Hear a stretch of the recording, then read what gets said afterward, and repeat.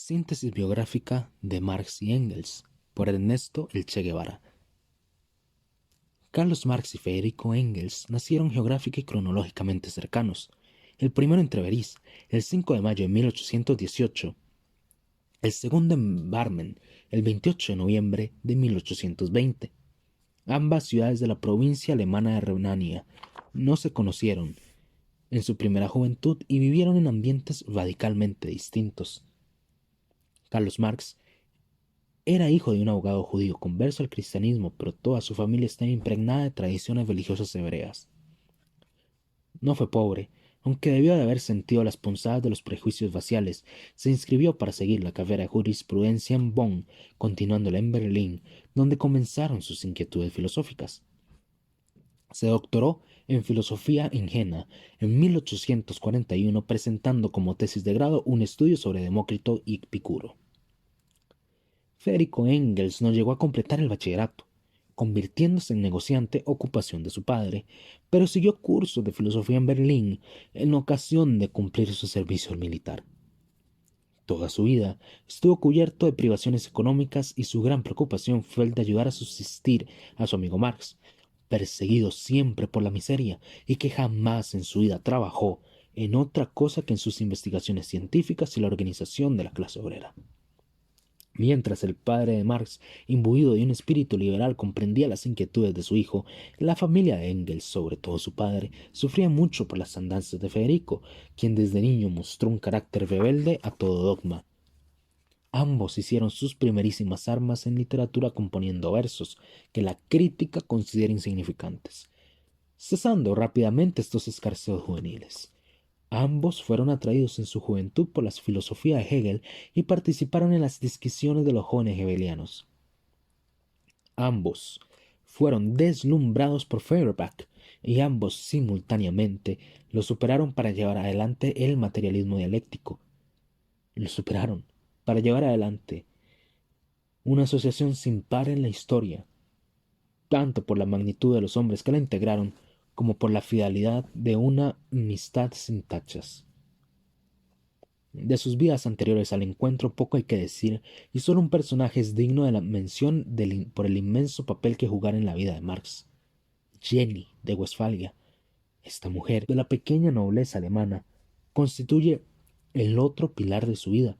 No se puede decir de ella que haya sido, en el sentido intelectual, otra cosa que una admiradora ciega de su marido y copista de sus manuscritos. Tampoco fue una buena ama de casa en el sentido exacto del término.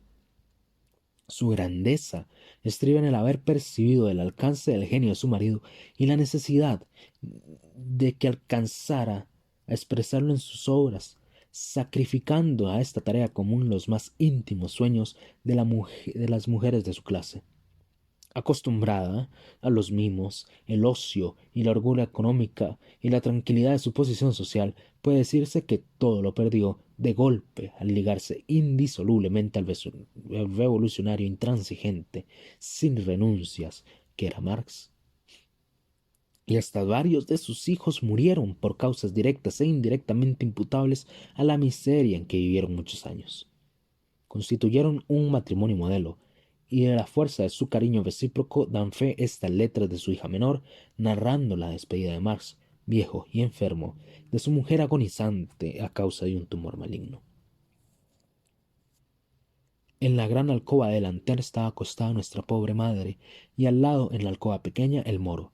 Ellos, que tan compenetrados estaban el uno con el otro, tan íntimamente unidos, no podían ya albergarse en el mismo cuarto. El moro se sobrepuso una vez más a su enfermedad. No olvidaré nunca aquella mañana en que se sintió ya con bastantes fuerzas para ir al cuarto de mamá. Al verse otra vez juntos, parecían vueltos a los radiantes días de su juventud, convertida ella en una novia y él en un muchacho enamorado, que iban a entrar juntos en la vida. Viéndolos, no parecían un hombre viejo y arruinado por la enfermedad y una anciana moribunda que se despedían para siempre. Del fruto de este amor llegaron a la edad adulta 3 mujeres: Jenny, Laura y Eleanor. Perdieron varios hijos más, pero el que dejó una herida profunda en ambos cónyuges fue Edgar, niño que murió a los 8 años y de quien los dos se acordaban frecuentemente con nostalgia en la correspondencia privada que se conserva. Aunque no ocupe el lugar de Engels, es imposible olvidar en una relación de los sucesos de la vida de Marx, por sucinta que sea, a la extraordinaria mujer que fue la compañera de toda su existencia adulta y a quien solo pudo sobrevivir poco más de un año. La carrera de Marx como escritor político comienza con un artículo sobre la censura que no fue posible publicar por intervención de la propia censurada. Era para los anales alemanes, de Ruge, amigo de juventud de quien se separaría pronto. Su obra, de importancia, sin embargo, se iniciaría en la Gaceta del Ring, de la que vendría redactor principal en corto plazo. En estas dos publicaciones comenzaba el joven Engels a pulir sus armas dialécticas bajo el seudónimo de Federico Oswald. La Gaceta del Ring provocó una gran desazón en los círculos reaccionarios, por lo que el gobierno prusiano decidió suprimirla, estableciendo como paso previo la censura. Marx abandonó la redacción al constatar que los accionistas pretendían dulcificar las críticas en un intento por salvar la publicación. Más o menos hacia octubre de 1842 se conocieron Marx y Engels en circunstancias en las que el primero había roto con los jóvenes hegelianos y el segundo aún no, por lo que el primer encuentro fue más bien frío y no hacía sospechar la identificación que alcanzarían con el correr de los años. Ante la imposibilidad de publicar en los anales alemanes en Alemania, Ruge y Marx decidieron crear los anales franco-alemanes, revista editada en Francia, de la que se tiró un solo número. Marx publicó allí Introducción a una crítica de la filosofía del derecho de Hegel, en la que no rompe con sus convicciones antiguas, pero comienza a buscar el cauce de la historia, la interpretación de la sociedad. Engels publica en la revista Bosquejos para una crítica de la economía nacional, primer aldabonazo económico de uno de los fundadores. Marx aprovechó el tiempo en París para profundizar sus estudios históricos leyendo a escritores burgueses como Thierry Guizot, de quienes tomó una de las bases de su teoría, la lucha de clases. Mucho tiempo después, en 1854, decía a Engels en una carta: un libro que me ha interesado mucho es el de Thierry, Historia de la formación y el progreso del tercer estado de 1853. Es notable la indignación que este caballero padre de la lucha de clases en la literatura francesa se encoleriza con los nuevos escritores que ahora ven un antagonismo también entre los burgueses y el proletariado, y que incluso desearían detectar las huellas de esta oposición en la historia del tercer estado antes de 1879. Sin dejar de reconocer los méritos intelectuales e históricos a sus predecesores, Marx apuntaba la falla crítica impuesta por su ideología a los pensadores de la burguesía. Por más de un año debía durar su permanencia en Francia, de donde sería expulsado, trasladándose a Bruselas con su familia aumentada por el nacimiento de su hija mayor. Cuando Engels publicaba sus primeros escritos económicos, Marx había estudiado el tema, todavía desde una posición filosófica dada por su raíz hegeliano-feuerbachtiana, pero las hojas en que se plasmaron esos estudios extraordinarios por su penetración solo vieron la luz pública muchos años después de la muerte de ambos. Son los llamados Escritos Económicos Filosóficos de 1844. La primera obra en colaboración se debe casi toda a Marx, La Sagrada Familia. Es un conglomerado de crítica filosófica contra los jóvenes hegelianos, crítica literaria y destellos de materialismo histórico. Una buena parte del libro transcurre en la crítica de la crítica, hecha por un joven hegeliano, de Los Misterios de París, novela de Eugenio Sue, olvidado desde ese tiempo. En carta a Engels en 1867, Marx, que la había releído, le dice: me sorprendió agradablemente ver que no necesitamos avergonzarnos de esta obra, si bien el culto de Feuerbach le produce a uno un efecto muy cómico ahora. La situación de la clase obrera en Inglaterra es otro atisbo genial de Engels que, antes de cumplir 25 años, se muestra ya en el pleno camino de su potencia creadora. Marx dice de ella, en carta a Engels en 1863, que la lectura de tu libro me ha hecho pesarosamente consciente de que estamos envejeciendo. Con qué frescura y apasionamiento, con qué audaces anticipaciones y sin cultas y científicas dudas se trata aquí la cosa. Y la misma ilusión de que el resultado saltará mañana o pasado a la luz del día de la historia le da a todo el libro calor y jovial humor, comparado con el cual el gris posterior forma un contraste detestable. Como apunta Mering, Engels superaba a Marx en la velocidad con que capta el punto central de la cuestión, y en la facilidad para llegar a él con una prosa llana y sin vericuetos, pero nos da la impresión de que no le gustaba estrujar sus pensamientos a fondo, abusando de su facilidad periodística para el enfoque y tratando el tema, sino a la ligera, con mucha menos profundidad que Marx.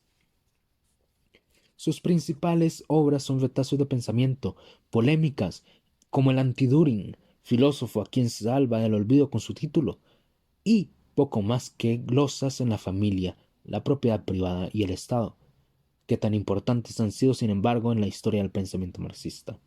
Lo reconoce él mismo, quién sabe si con absoluta sinceridad o con algo de autodesprecio irónico, en carta a Marx de 1851. De todos modos, tu nuevo material sobre la venta del suelo es perfectamente correcto.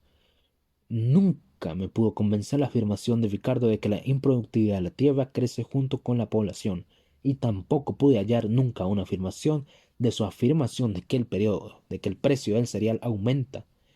Pero con mi conocida pereza en cuestiones teóricas, tomé con calma los rezongos interiores de mi mejor yo y nunca fui al fondo del asunto.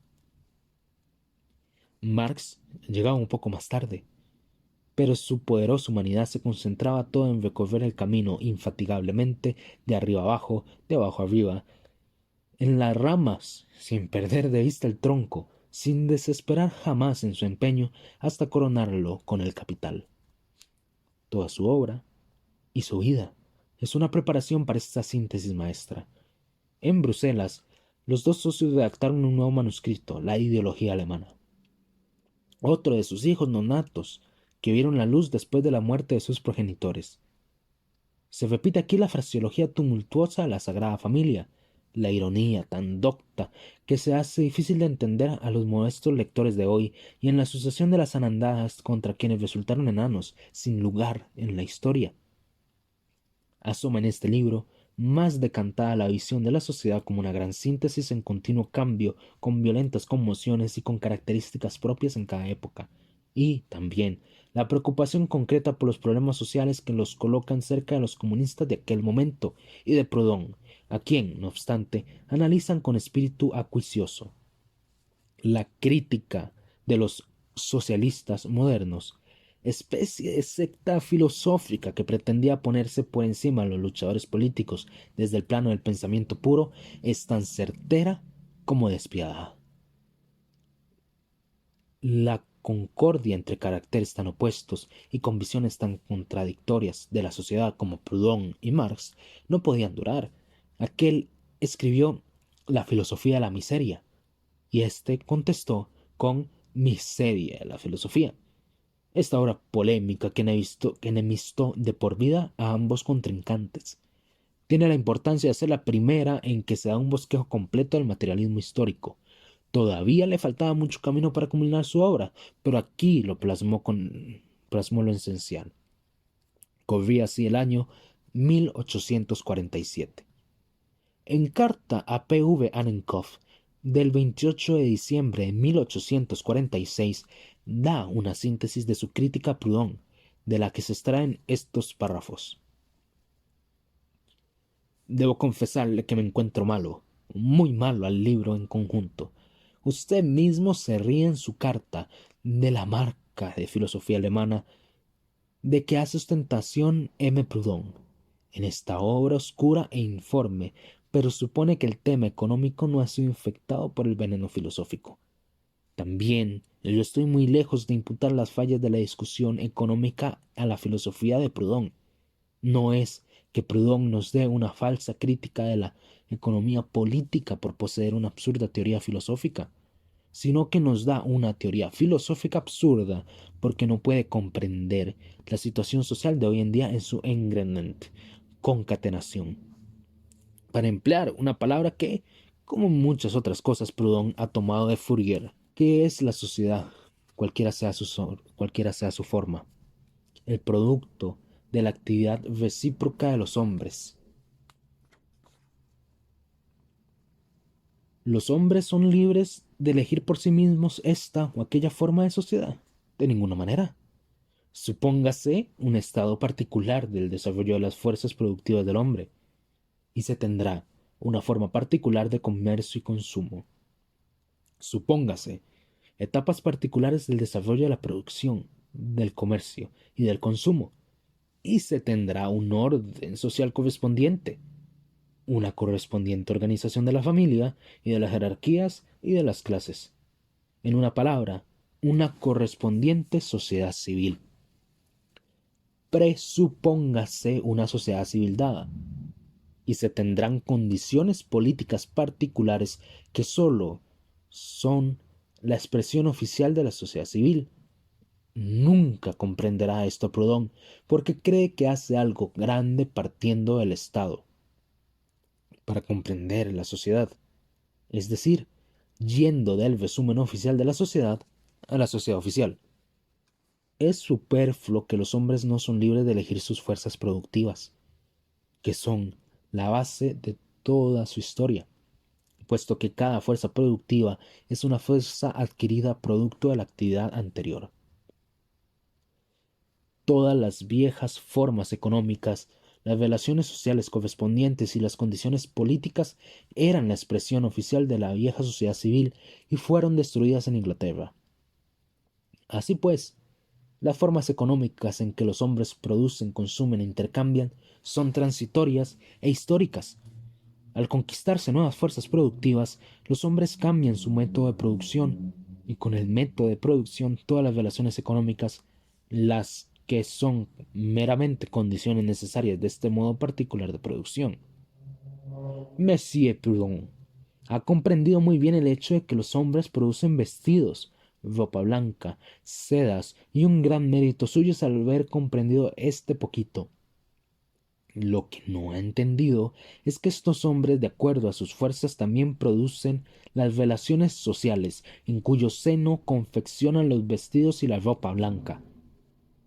Y menos aún ha comprendido que los hombres, que conforman sus relaciones sociales de acuerdo a su método natural de producción, también conforman ideas y categorías, es decir, la expresión abstracta ideal de esas mismas relaciones sociales. Así, las categorías no son más eternas que las relaciones que ellas expresan, son productos históricos y transitorios. Para Proudhon, por el contrario, las abstracciones y las categorías son la causa primordial. De acuerdo a él, son ellas y no los hombres quienes hacen la historia. La abstracción, la categoría como tal, esto es, separada de los hombres y de sus actividades materiales. Es desde luego inmortal, inmóvil, incambiable, es solo una forma de ser de la razón pura, lo que es únicamente otra manera de decir que la abstracción como tal es abstracta. Admirable tautología. En Bruselas, los inseparables amigos en compañía de otros jóvenes comunistas, entre los que descollaba W. Wolf, se dedicaron a crear un centro organizador de las dispersas asociaciones comunistas de Europa. Un año más tarde, como fruto de ese trabajo de coordinación de la pareja, estarán en condiciones de darnos un documento fundamental, el Manifiesto Comunista. Esta obra todavía es inmadura en sus concepciones y tímida en sus aspiraciones confesadas, amén de tener un apéndice crítico sobre la literatura socialista que nada agrega, y, en nuestra opinión, quita mucho de su vigor a la proclama. Pero aún hoy, cuando tantos partidos o grupos de izquierda esconden sus aspiraciones reales, o las que deberían de ser sus aspiraciones reales, tras una filosofía insípida o plena de comprensión hacia las capas más sensatas de las clases explotadoras, el manifiesto comunista puede ser firmado por cualquier revolucionario del mundo sin temor a ser tachado de tibio.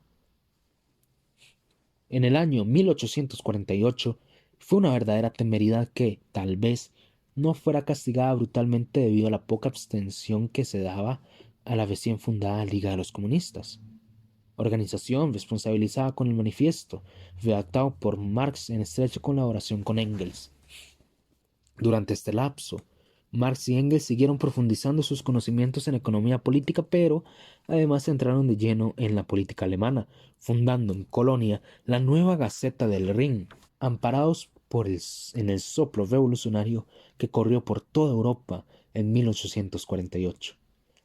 Casi 12 meses trabajaron infatigablemente para impulsar el espíritu revolucionario del pueblo alemán. Desde la citada revista y en manifiestos tales como Reivindicaciones del Partido Comunista en Alemania, que seguía la línea de el Manifiesto Comunista. Pero la reacción fue ganando confianza a medida que se descargaba golpes sobre el proletariado todavía inmaduro y se sintió fuerte para atacar a su enemigo teórico más poderoso, la nueva Gaceta del Rin. El 12 de mayo se decretó orden de expulsión de tierras alemanas contra Marx y otros colaboradores de la publicación. El 19 de mayo de 1849 se tiraba su último número impreso en rojo y con versos del Philigrat que se hicieron famosos. Este poeta revolucionario mantuvo una gran amistad con Marx hasta que su entusiasmo fue dando paso a la añoranza de la tierra natal. Vivió como desterrado en Londres durante muchos años, y sus relaciones con éste se enfriaron a raíz del caso of God, que referiremos. También de esta época data la amistad de Marx y Engels con Fernando Lasalle, amistad que sufriera altibajos debido a las debilidades de este último, pero que se mantuviera hasta el abrupto final de su vida. Sin sobrevivirle, sin embargo, pues aquellos debieron luchar denotadamente contra los lasallanos, cuyas tácticas de luchas dieron nacimiento, con el tiempo, al revisionismo. Marx tuvo siempre una pobre opinión de la preparación económica de La Salle, y, aunque no en la misma medida, de su profundidad filosófica. En carta a Engels en 1858, comentando el Heráclito el Oscuro, que acaba de publicar, decía: en esto veo un indicio de que el hombre se propone presentar en su segunda gran obra la economía política a la manera hegeliana. Aprenderá a sus expensas a llevar mediante la crítica a una ciencia al punto que pueda ser expuesta dialécticamente. Es una cosa enteramente distinta de aplicar un sistema lógico abstracto de conficción a meros indicios de tal sistema. Pero supieron ambos amigos aquilatar las virtudes de quien salvaba su nombre histórico por la gran tarea de unificar el proletariado alemán, y en ocasión de muerte de Lasalle, ocurrida en un duelo provocado por razones amorosas, escribía Engels a Marx en septiembre de 1864. Podrás imaginarte cómo me sorprendieron las noticias. Fuera de lo que fuera Lasalle personalmente, o desde el punto de vista literario y científico, políticamente era una de las personas más importantes de Alemania. Para nosotros era por el momento un amigo muy inseguro, y en el futuro habría sido casi seguramente un enemigo. Pero de todas maneras duele ver cómo Alemania arruina por entero a cualquiera que tenga algún grado de capacidad. ¿Qué regocijo reinará entre los intelectuales y los puercos progresistas? Después de todo, Lasalle era el único tipo a quien temían en Alemania. Marx, por su parte, se negó en los primeros momentos a hacer ninguna crítica al desaparecido amigo, a quien años más tarde trataría con dureza al conocer de algunas de sus maniobras con Bismarck. Respondiendo el soplo revolucionario, aunque algo tardíamente, las masas alemanas llegaron a alzarse en armas, sobre todo en Baden y el Palatinado. Allí corrió Engels a alistarse como soldado. El terror que inspiraba a su naciente nombre político en la burguesía, siempre al acecho de sacar partido de la lucha sin arriesgar nada, implicó que su papel dirigente fuera destacado, pero como ayudante de Willich. En su destacamento voluntario participó en 4 combates destinados a proteger la retirada hacia Suiza del derrotado ejército de Baden. Su experiencia militar duró un mes, del 13 de junio al 12 de julio de 1849, fecha en que cruzó la frontera con el destacamento citado, último en la retirada. Su pasión por la ciencia militar se mantendría toda la vida, siendo él el encargado de escribir sobre los temas bélicos cada vez que Marx tenía necesidad de referirse a ellos en sus artículos. Poco después, Marx, residente en Francia, recibía orden de confinamiento en una zona apartada y malsana de la Bretaña, prefiriendo pasar a Londres, que sería la residencia permanente hasta el fin de sus días. Sin desmayar, Marx y Engels fundaron en la capital inglesa la nueva revista El Ring, que habría de durar 6 números, y estaba bajo la dirección del primero. En ella se analizaban los problemas políticos de la hora con la acostumbrada profundidad y cada vez mayor maestría, así como la actuación de la Liga de los Comunistas, que fue incapaz de sobrevivir al descenso de la ola revolucionaria de 1848, y donde Marx y Engels se enfrentaron al antiguo jefe de Willich, ahora en discrepancias teórico-prácticas con los futuros jefes del proletariado mundial. A partir de la desaparición de la revista, Engels se radica en Manchester como representante de la fábrica de tejidos de la que su padre era codueño, y Marx queda en Londres, cerca de su British Museum, que tanto le ayudan en sus trabajos científicos gracias a la documentación acumulada. Un amigo común, Weidermayer, decidió emigrar a Estados Unidos para escapar de la persecución de que era objetivo, fundando allí una revista de precaria vida, pero importante porque se injertó en sus páginas el 18 Brumario de Luis Bonaparte. Este es un análisis político tan profundo como convincente en el día de hoy, de conclusiones demasiado radicales en aquella época, por lo que no tuvo ningún éxito. Todo el contrario ocurrió a dos antecesores en ese camino: Victor Hugo y Proudhon, cuyos análisis de Napoleón, el Pequeño, como lo bautizara Hugo, tuvieron gran acogida entre el público lector. Estos fueron tiempo de recapitulación y de estudio.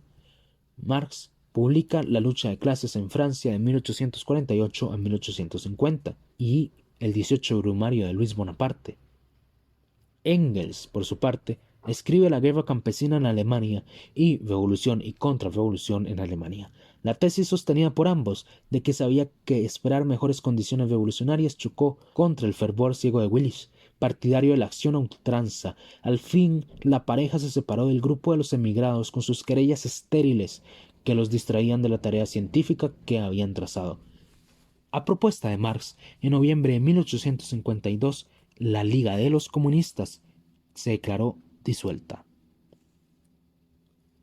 Y con esto acaba la primera parte de la síntesis biográfica de Marx y Engels hecha por Ernesto El Che Guevara.